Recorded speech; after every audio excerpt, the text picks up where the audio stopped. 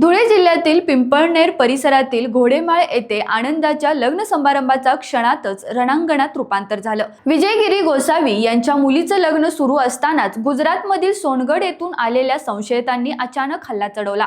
ही घटना जितकी धक्कादायक तितकीच नियोजनबद्ध होती, कारण यापूर्वी 18, 19 आणि 20 फेब्रुवारीला या संशयितांनी सोशल मीडियावर व्हॉट्सअप स्टेटस ठेवून लग्नाला थेट धमक्या दिल्या होत्या।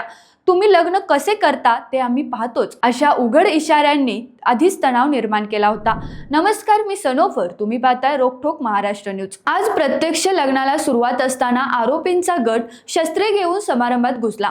पाहुण्यांशी वाद घालत क्षणार्धात तलवारी आणि धारदार हत्यारांनी हल्ला करण्यात आला। या भयानक हल्ल्यात सुरेश सुपडूगिरी गोसावी, साहिल सुरेशगिरी गोसावी आणि देवा रवींद्र पवार गंभीर जखमी झाले। त्यांना तातडीने रुग्णालयात हलवलं गेलं, मात्र उपचार सुरू असतानाच तिघांनी प्राण गमावले। पंकज अशोकगिरी गोसावी आणि सागर मोजगीर गोसावी हे गंभीर जखमी असून त्यांच्यावर धुळे जिल्हा रुग्णालयात उपचार सुरू आहे। जिथे मंगलाष्टक वाजायला हवे होते तिथे हंबरडा आणि रडण्याचे आकांत घुमू लागले। मुलीच्या लग्नावर अशी शोकांतिका ओढावल्याने संपूर्ण परिसर सुन्न झाला आहे।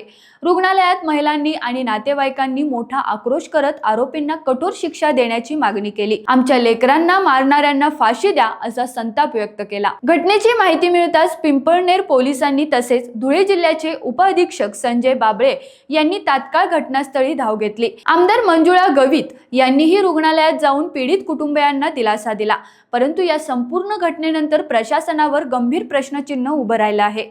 उघड धमक्या देऊनही सुरक्षा का देण्यात आली नाही? आरोपी इतक्या सहजपणे शस्त्रे घेऊन लग्नात कसे घुसले?